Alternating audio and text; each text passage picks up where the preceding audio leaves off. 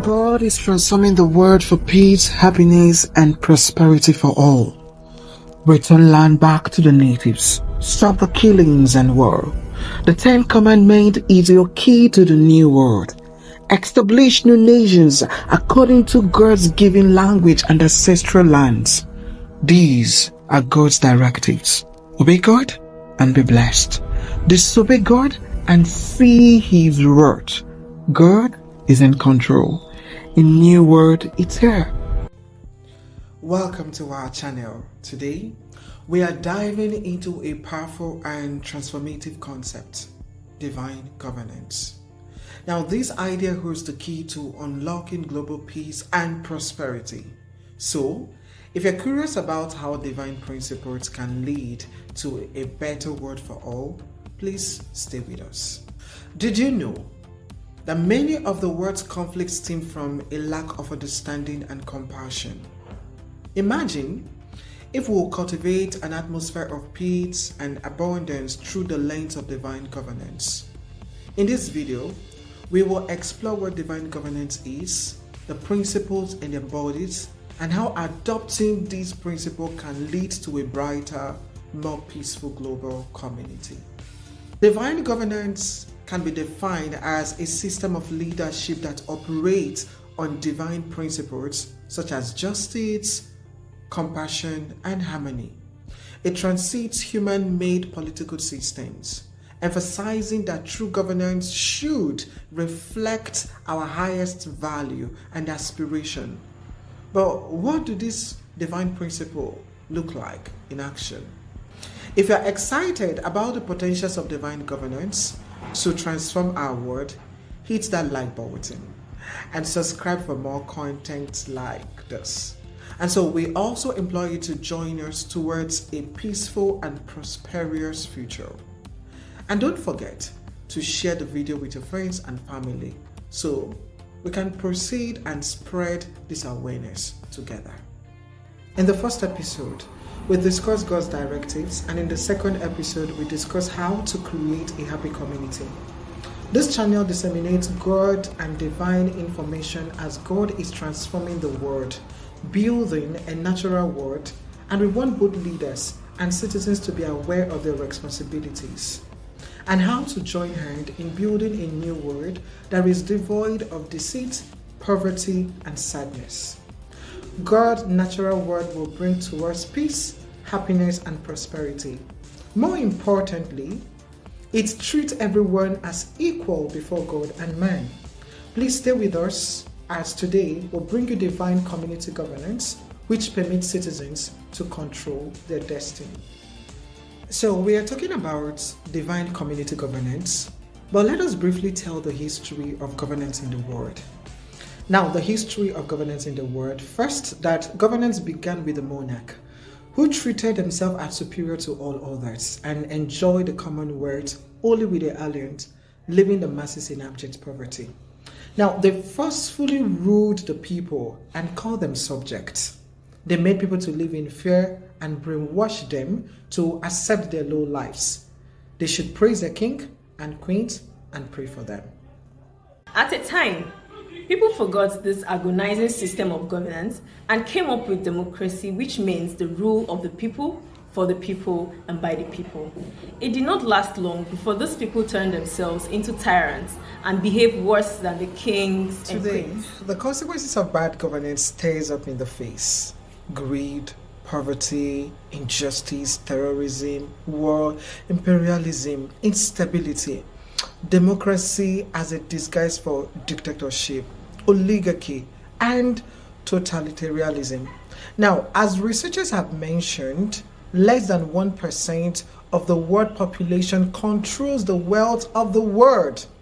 And this they do in the form of multinational organizations and corporations, the wealthy and the bourgeoisies. The classification of human beings emerged in political or economic order popularly known in the monarch as my subject.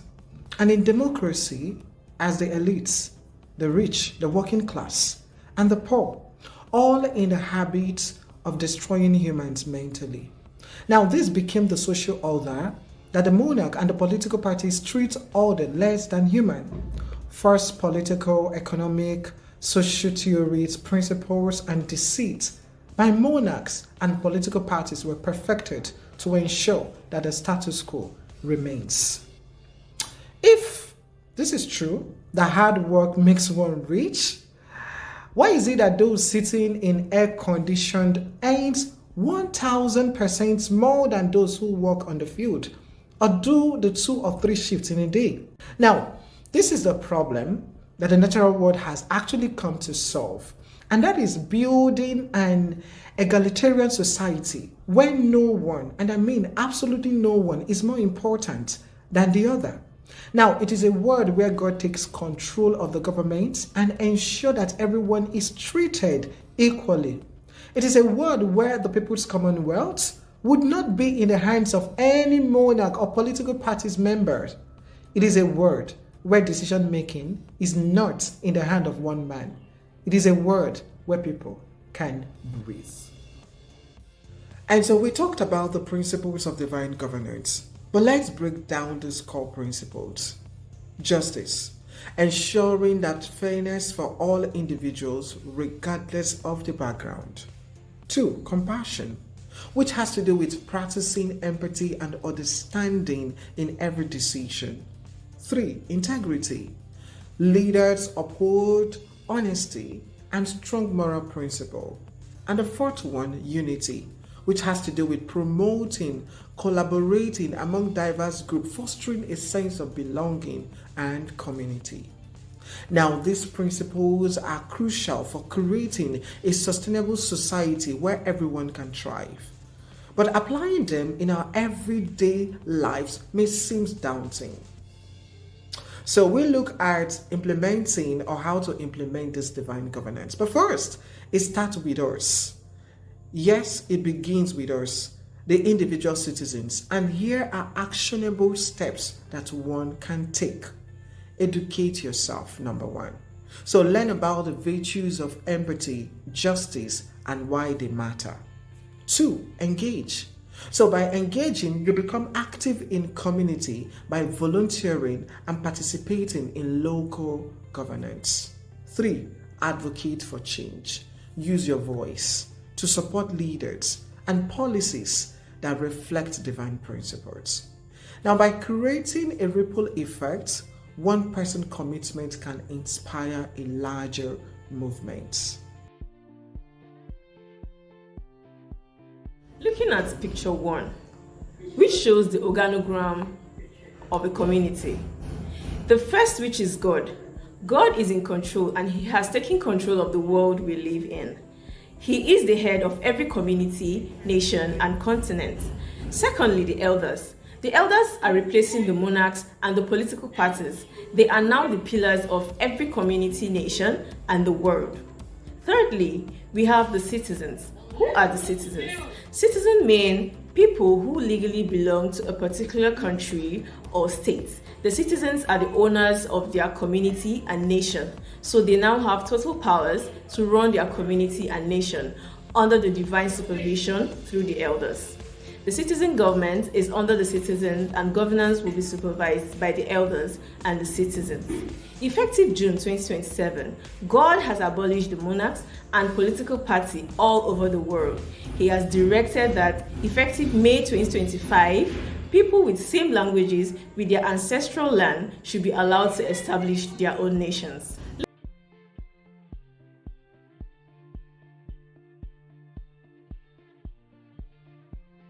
So the Community Council of Elders, there shall be 10 elderly people in the Elders Community Council. And these people shall work for a single term of 5 years. Now, the selection of elders and the voluntary acceptance of God's work by any elder must be carried out on a rotational basis from the sub-communities forming the larger community or the local governments. Now, the elders shall appear before the Community General Assembly and declare interest to serve God and humanity. The General Assembly shall accept them, provided none of them lack the attributes of an elder as laid down in the Constitution. Their assignments given to the elders includes ensuring good governance and oversight functions of all the functions allocated to those elected or selected citizens to run the community. Now, more importantly, ensuring that there is transparency and accountability and peace, happiness, and prosperity among families in the community, making sure that 50% of the proceeds of mineral resources are shared among families or households. Also, ensuring that there is justice and security within the community, forming the community government. Now, the Council of Elders have only 10 members, and this includes 5 females and 5 males. Under no circumstance should the number of one gender exceed the other. All the faculties or the facilities that the elders require to perform the national and community duty must be provided.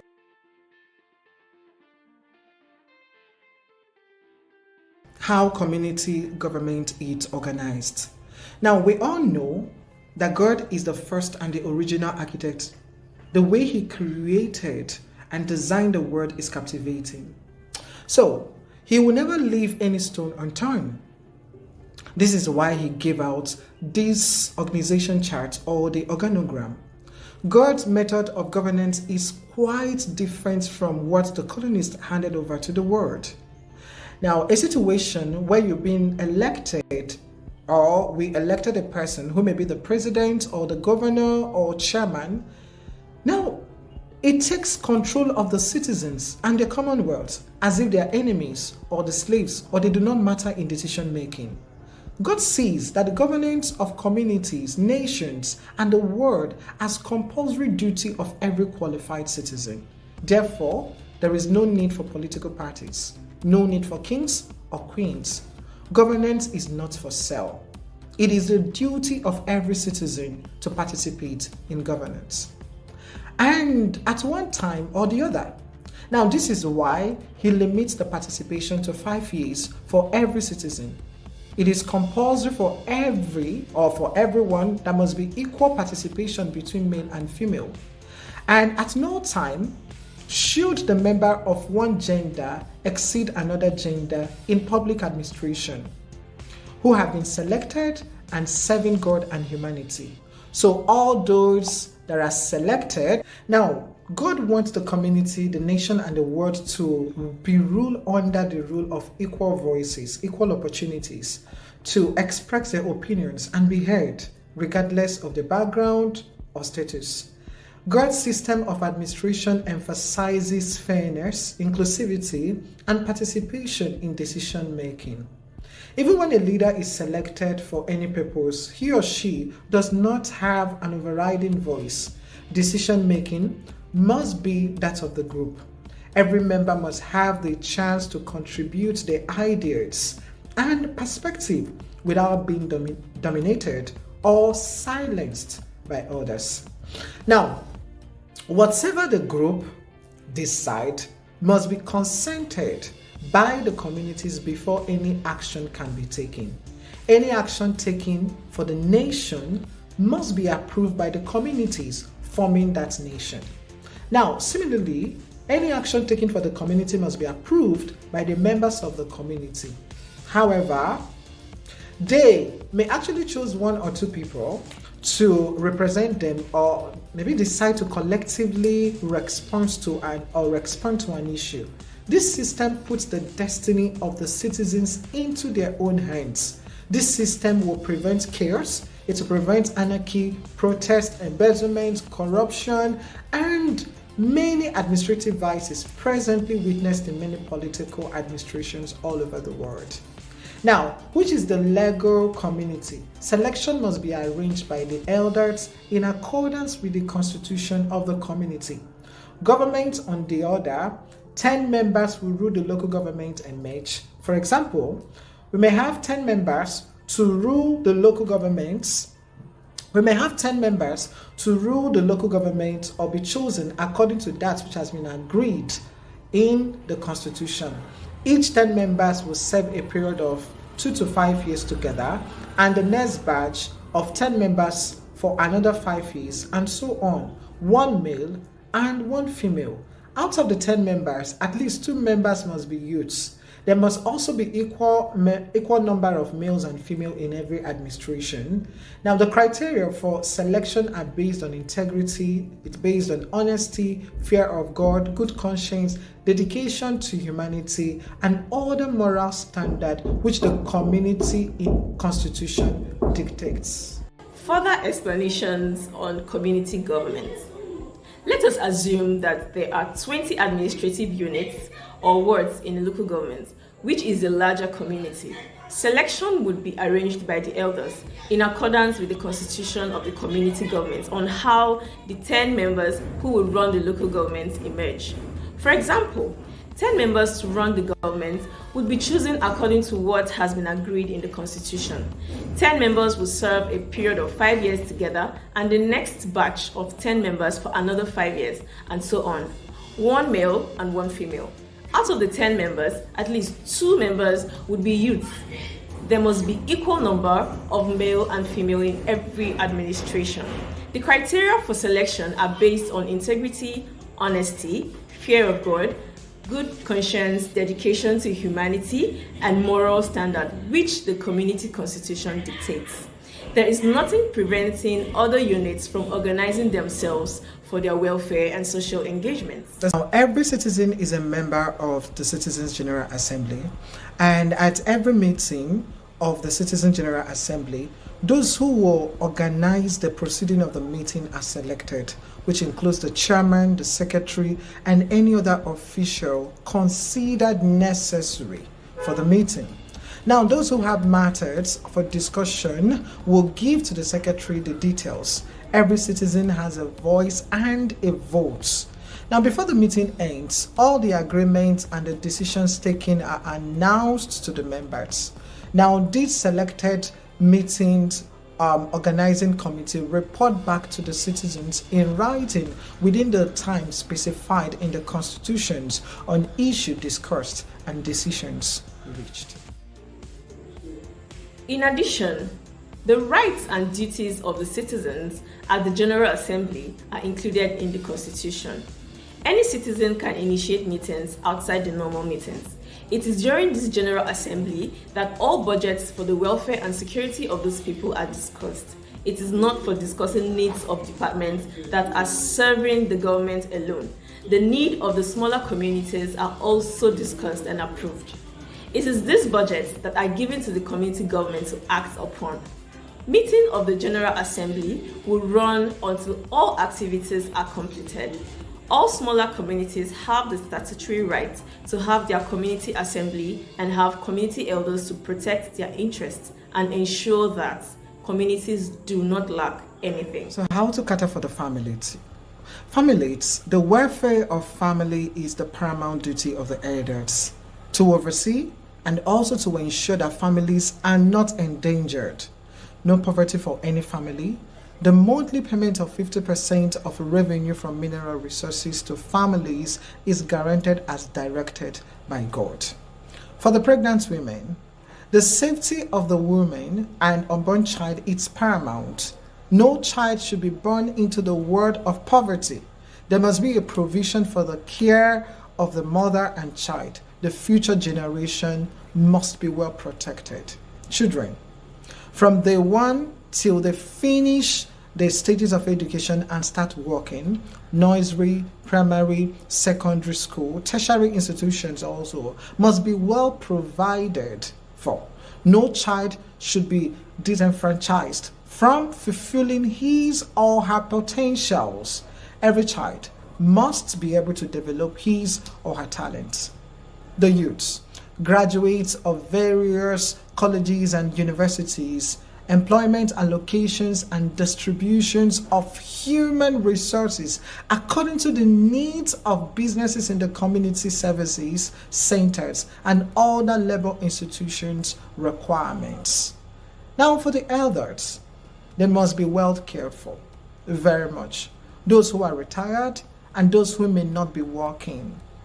Exceptional care for elders who have been possibly designated as special, no relatives or physically challenged. Those who have worked in a sensitive areas of development for the community, such as the farmers, the doctors, and others, are designated or as designated by the Constitution, also must be catered for. The community constitution.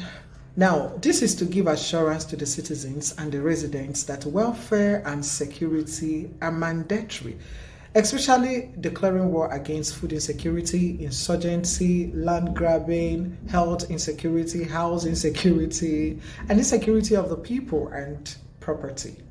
Now, the provision of good infrastructure is also mandatory for the peace, for the happiness, and for the prosperity of the people. The Constitution must be based on common agreements between the people of the community.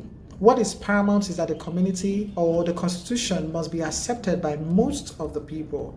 Key issues is that the key points that affect the welfare and the security must, and we mean must, be well defined. The wealth of the community.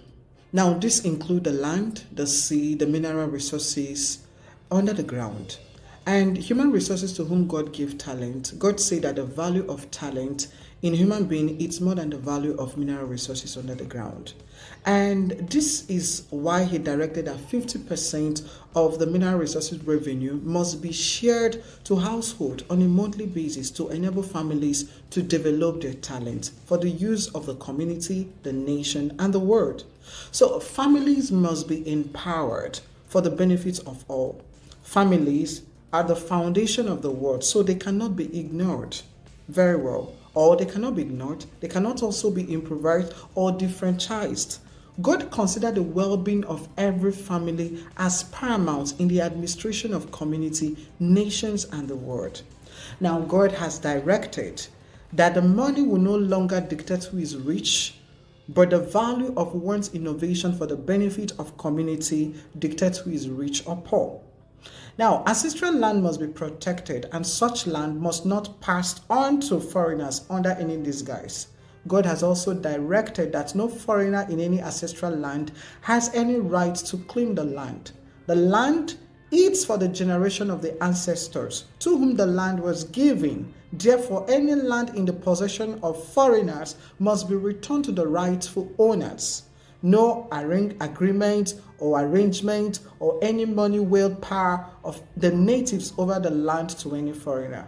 And God has directed that all land belonging to native must be returned back to them, because he said that he gave ancestral land to the people of the world, and invading or taking other land by force or by deceit or any other means is a sin before God and man. Foreign nationals. How to manage foreign nationals. All citizens of foreign lands must be registered with the community that will host them before their arrival. The acceptance of foreign nationals by the national government must be with the consent of the host community. The host community must examine all the necessary criteria for the admittance of foreign nationals to ensure that such persons will not contaminate, disrupt, terrorize, or have negative influence on the community, or have the future secret plan to invade the citizens. With the approval of the host community, the national government can give approval for visitors or temporary residents. The criteria for hosting foreign nationals must be stated in the national and community constitutions. The constitution of the legal community operates for all sub-communities. The national constitution on hosting foreign nationals cannot override the community constitution. The national government cannot impose any foreigner or group of foreigners on any community. Peacemaking.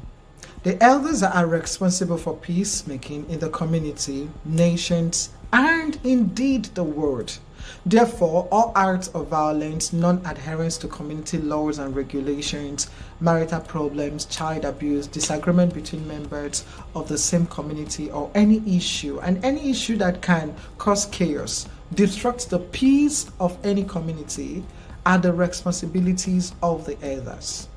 Now, the political, economic, and social well-being of the community and its member is also the responsibility of the elders. Elders are to settle land disputes between communities. No citizen must be deprived of his or her rights, so which includes the lack to means of taking care of himself or herself and the children. Now, all cases, and remain all cases that the heads of families cannot resolve must be taken to the elders, and all cases that the elders cannot resolve must be taken to courts. It is the duty of the elders to initiate the procedure at the requests of the advocate. So what are your thoughts on divine governance? How do you think we could cultivate peace and prosperity in our communities? So we want you to share your insight in the comments below. We look at examples of divine governance. So let's look at some countries and leaders who embodies this principle. Like Norway, known for its commitment to social justice, whose happiness index prioritizes well-being over economic growth. Now, this example shows how implementing divine governance can lead to substantial benefits to society as a whole. As we conclude, remember that the path to global peace and prosperity lies within each of us. By embracing and promoting the principles of divine governance, we can create a better world, not only for ourselves, but for our future generation. Ladies and gentlemen, we have come to the end of episode 3, and do not forget that God wants to prepare us for the natural world, a world of peace, a world of happiness and prosperity. So till we come your way on our next video, do not forget to begin the practice, the 10 commandments. And if you've sinned against anyone, take time, okay, to ask for forgiveness and return no more to the sins. God has directed that those who confess their sins and ask for forgiveness should be forgiven, so that God also can forgive them their sins. Now, the 10 commandments is the gateway to the natural world. Please share this video, subscribe to our channel, and if you like what we brought for you today, please press the button thumb up for us. Once again, thank you for watching this video on natural world restoration. And do not forget to download our free copy of the book and God's directives using the link below. Thank you and bye for now. It's Natural World, and my name is Nonso. Thank you once again.